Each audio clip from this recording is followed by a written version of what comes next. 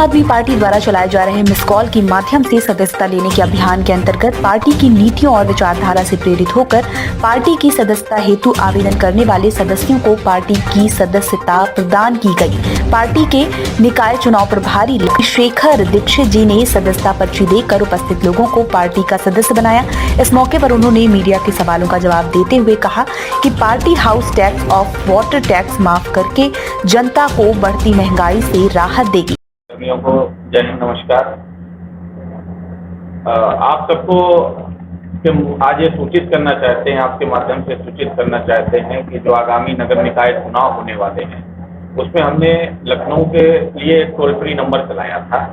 वो नंबर था 6232197272। इस नंबर के माध्यम से हमारे पास जितने भी लोगों ने सदस्यता के लिए आवेदन किया था, तो आज से हम लोगों ने उस सदस्यता आवेदन के लिए सभी को निमंत्रण किया कि सभी लोग आएं और रेगुलर यहाँ सदस्यता ग्रहण करें और पूरे निकाय चुनाव भर ये सदस्यता चलेगी और उसको लोगों को आपस में जोड़ने का काम करेगी कि जो प्रत्याशी लड़ रहे हैं, जो मेयर के प्रत्याशी लड़ रहे हैं, और उन सबको मजबूत करने का काम करेगी। तो मेन तो मुद्दा ये था।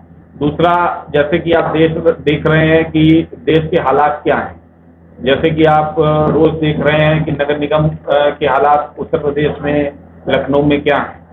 तो ये सब जो भ्रष्टाचार बुरी तरह से चला हुआ है, अपराध बुरी तरह से यहाँ फैला हुआ है, इन सबको लेके हम लोग का ये कहना है कि मुझे को पहले बना देंगे। मैं तो वही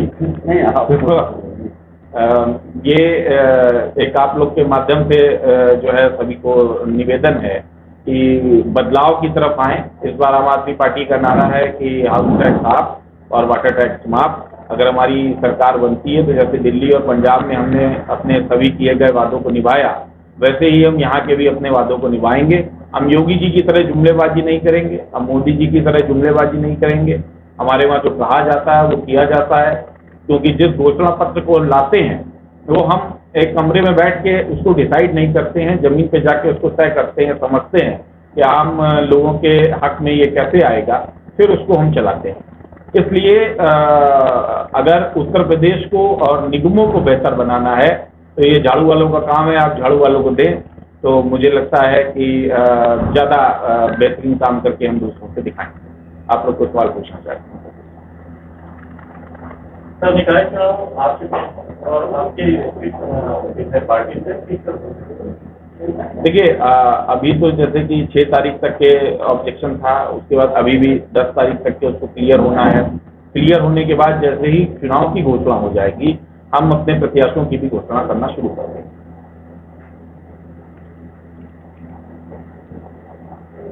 लखनऊ स्मार्ट सिटी बनने जा रहा है और बनने की तरफ अग्रसर है।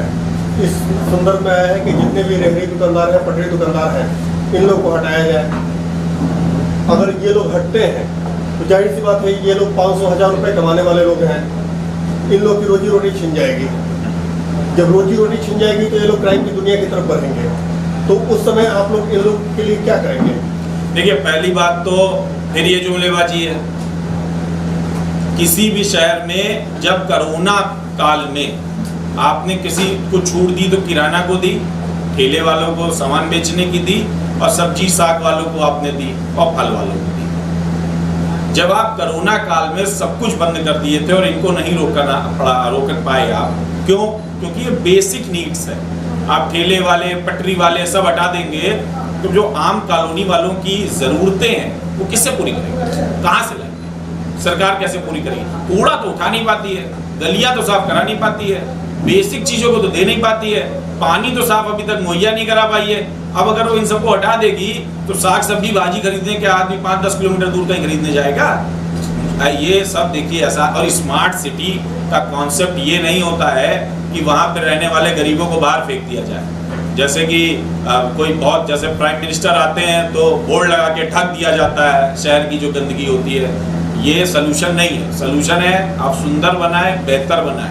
आप देखते होंगे भी G20 में नगर निगम ने पूरे सड़कों पे गमले रख दिए, लाखों रुपए का भुगतान किया गमले रख के, और जब वो G20 खत्म हो गया सब गमले उठा के फिर लेके नर्सरी वाले चले गए। अरे मूर्खता करने से अच्छा था कि अगर खुद पेड़ लगा दिए होते तो साल भर में वो खुद ही इतने बड़े हो जाते। ये गमले वमले की नौटंकी नहीं करनी पड़ती। काम करने में मुझे लगता है काम करने वाली कमी है। काम करेंगे तो शहर भी अच्छा होगा और स्मार्ट सिटी भी बनेगा। बाकी तो देखिए स्मार्ट सिटी डेली वो घोषित करते जा रहे हैं। स्मार्ट सिटी के पैरामीटर क्या है ये नहीं पता। 4G से 5G घोषित करते चले जा रहे हैं, लोगों के मोबाइल में नेटवर्क नहीं आ रहा है। भाई आप घोषित तो सब करते चले जा रहे हैं। घोषणाओं से अगर देश चलता तो आज कोई आदमी महंगाई और इस दौर में परेशानी क्यों होता? सब सुखी होते, संपन्न होते। 2024 के लोकसभा चुनाव की बात हम छोड़ दें, अभी हम निकाय चुनाव की अगर बात करते हैं तो निकाय चुनाव का मेन मुद्दा होता है साफ सफाई, पानी की सुचारू व्यवस्था जो वार्ड पार्षद करते हैं, रोड सही रोड, इसके अतिरिक्त कोटेदार जो कम अनाज देते हैं, आवास योजना में रिश्वत ली जाती है। तो क्या आप इन लोग पे इस चीजों पर आप रोक लगा पाएंगे? देखिए क्या आप इस बात की गारंटी देते हैं कि अगर आपके पार्षद जीतते हैं तो इन चीजों पे रोक लगेगी और 100% रोक लगेगी? देखिए फिर वही बात, अगर कोई आदमी कर रहा होता है और कर चुका होता है तो उस पर शंका कम होती है। हम जहाँ हैं वहाँ ऐसा ही कर रहे हैं। वहाँ हमने भ्रष्टाचार में बहुत नकेल कसा। आप दिल्ली में पानी की समस्या थी, झीलें बनाई जा रही हैं, कृत्रिम झीलें बनाई जा रही है, वाटर लेवल बढ़ाया जा रहा है। दिल्ली में पॉल्यूशन लेवल बहुत हाई है। लोग ये सोचने लगे थे 50 साल बाद लोग दिल्ली में रहेंगे भी कि नहीं रहेंगे। वहाँ का पॉल्यूशन लेवल कम किया जा रहा है, कम हुआ है। दिल्ली मतलब बेहतर शहरों में गिना जाने लगा।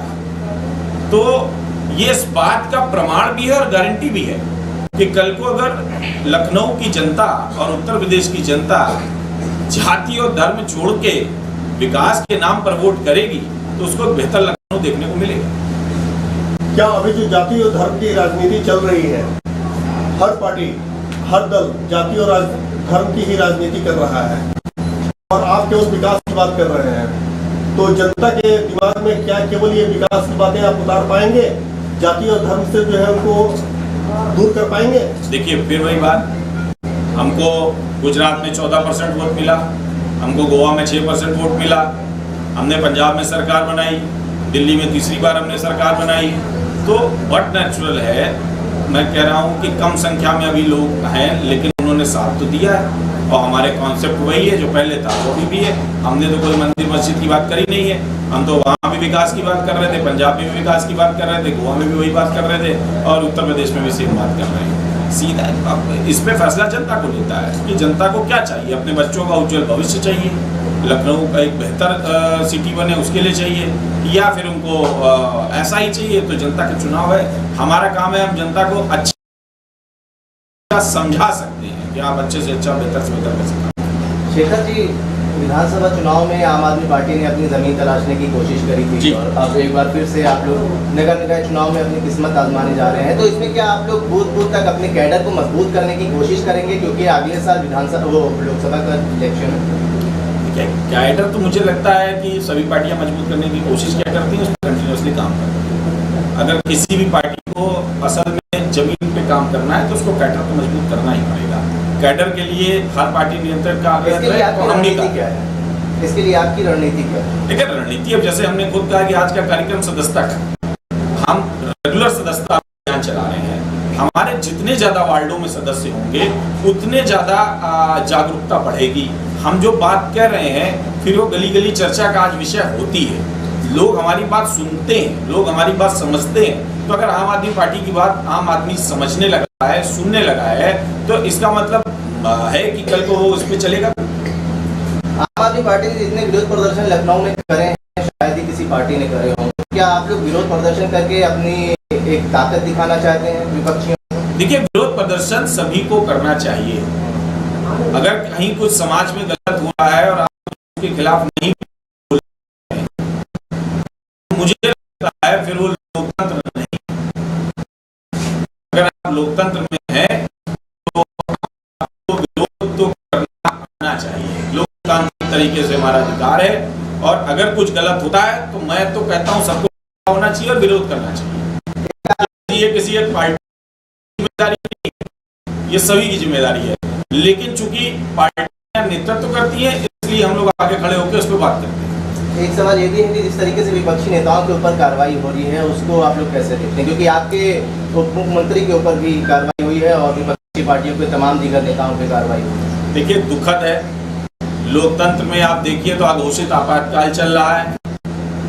मोदी जी की सत्ता की भूख इतनी चरम सीमा पे पहुंच गई है कि आप अडानी वाले प्रकरण को देख रहे होंगे तो जेपीसी बनाने को तैयार नहीं, आप देख रहे होंगे बाकी प्रकरणों पे बोलने को तैयार नहीं है, वो छुपते नजर आ रहे हैं और उसका विकल्प ये लगता है कि जो बोले उसको जेल में डाल दो। अब जो बोले ये जेल में डाल दो, तो इंदिरा जी ने भी बहुत किया था, परिणाम क्या हुआ था सबने देखा था, ऐसा नहीं कि कुछ बहुत बदल गया था। उसके बाद आज तक कांग्रेस पार्टी को उसका जो है खामियाजा उठाना पड़ता है। आज जो मोदी जी कर रहे हैं इसका खामियाजा भाजपा को भविष्य में उठाना पड़ेगा। देखिए लोकतंत्र में विपक्ष को बोलने की आज़ादी होती है, लोकतंत्र में विपक्ष को अपनी बात रखने की एक आज़ादी होती है। आपको विपक्ष खत्म करके लोकतंत्र नहीं चला सकते हैं और ना विपक्ष पे जबरदस्ती का दबाव डाल के लोकतंत्र चला सकते हैं। हर बात पे सीबीआई, और एक समय था जब सीबीआई के सीईओ पर होती थी तो हम उसको जेन्युइन केस मानते थे। आज सीबीआई ईडी का मजाक हो गया। अगर आज जनता में आप जाइए और किसी से कहिए सीबीआई वाले आए हैं तो ऐसा नहीं है कि उसको बहुत सीरियस लेंगे, वो कहेंगे आए होंगे, आजकल उनका काम यही है। आप किसके शासन की बात कर रहे हैं कि आप उस रिपोर्ट को जेन्युइन मानते थे, सीबीआई की जो पहले जांच होती थी, किसके शासनकाल की बात कर रहे हैं? देखिए शासनकाल में मैं ये नहीं कह रहा कि जो है बहुत बेहतर कांग्रेस का शासनकाल रहा है, मैं ये भी नहीं कह रहा नरसिम्हा राव जी का शासनकाल बेहतर रहा, ये भी नहीं कह रहा। मैं ये कह रहा हूँ एक समय ऐसा था सीबीआई का ये दुरुपयोग की ये हालात नहीं थे जो हालात आज हर मैटर में सीबीआई, हर मैटर में ईडी। अरे 2 करोड़ के लेन देन में भी ईडी, 50,000 के लेन देन में भी ईडी। तो क्या देश में बाकी सारी संस्थाएं खत्म हो गई? एक्चुअली में ईडी के पास चूंकि अनलिमिटेड राइट्स है, वो तभी इस्तेमाल होता था जब देश विरोधी कोई ताकतें एक्टिव होती थी, छोटे मोटे व्यापारियों पे नहीं होती थी कि कोई यंत्र का व्यापारी है ईडी पहुंच गई, ऐसा नहीं होता था। देश है, थोड़ा आगे थोड़ा पीछे सब चलता रहता है, लेकिन इन्होंने तो बिल्कुल एक हिसाब से बंदरबाट भी बना दिया है और लूटने का भी बना लिया है कि हम बिल्कुल लूट करेंगे, और ईडी और सीबीआई को लुटेरों की तरह इस्तेमाल कर रहे हैं। भविष्य में ये प्रथा देश की एजेंसीज को बर्बाद करेगी, बढ़ाएगी नहीं। आप लोगों ने प्रधानमंत्री की डिग्री पर सवाल उठाए। भाई डिग्री पे सवाल बट नेचुरल है, अगर आप पढ़े लिखे नहीं है तो आप स्वयं कह रहे हैं मैं पढ़ा लिखा नहीं हूँ, और आपका एक कोई भाई उठ के कहता है कि नहीं इन्होंने बीए पास किया है, तो हम भी तो ये कहेंगे ना भाई बीए कहाँ से पास किया है। अब ये कह दे जिसके लिए सूचना आयोग ने जो है केजरीवाल जी पर, अरे उन्होंने तो उस बीच में गुजरात ने मुकदमा हुआ जिसमें केजरीवाल जी पार्टी ही नहीं है। भाई केजरीवाल जी ने तो उसमें कोई पार्टी है ही नहीं, तो कोर्ट ने ही गलत तरीके से पूरा का पूरा, भाई हम न्यायालय का सम्मान करते हैं लेकिन कोर्ट ने ही पूरा का पूरा गलत तरीके से उसको जुर्माना लगाया। बेसिक जब उसमें वो पार्टी ही नहीं है, उन्होंने कुछ ऐसा कहा ही नहीं है, कुछ पूछा ही नहीं है, तो उसकी कोई मतलब नहीं है। हमने सिर्फ प्रधानमंत्री जी से कहा डिग्री है तो दिखा दीजिए, अमित शाह जी ने दिखाई भी थी। अब उस पर जो लिखा हुआ था वो सब्जेक्ट ही नहीं है हिंदुस्तान में, पर उनको उसकी डिग्री मिली हुई है, तो अब इसमें हम क्या कर सकते हैं? अब इसको लोग भाई, और इस पर आप बोलिए तो हम गलत भी हैं। पूरी की पूरी भाजपा की मीडिया सेल इसको सही ठहराने का काम करती है। अरे गलत को तो गलत मान लीजिए। मोदी जी ने कहा हमने चाय बेची, पूरे देश ने आपत्ति तो नहीं जताई। मोदी जी ने कहा हम गरीब थे, क्या पूरे देश ने आपत्ति? किसी ने मोदी जी से कहा कि भाई आप बहुत ग्रेजुएट हो, आईटीनियन हो, तो आके प्रधानमंत्री की कुर्सी लो। उन्होंने तो पूरे देश ने कहा गरीब है लेकिन देश के लिए अच्छा काम करते हैं, इनको नॉलेज अच्छी है, उठा के बैठा दिया विकास के नाम पर। उसके बाद झूठ बोलने की जरूरत ही नहीं है ना कोई। मोदी जी को तो आगे इस पे भी जैसे किसान बिल पे माफी मांगी है, इनको आगे सीधे माफी मांग लेनी चाहिए। उनको माफी मांगने का पुराना तजुर्बा भी है और मुझे लगता है उनका दिल बहुत बड़ा है माफी मांगने को लेके। उनको आगे माफी मांग लेनी चाहिए कि अमित शाह जी ने गलती से 2 डिग्री दिखा दी थी, प्रेमवश हम उस डिग्री को वापस लेते हैं, बात समाप्त हो जाए।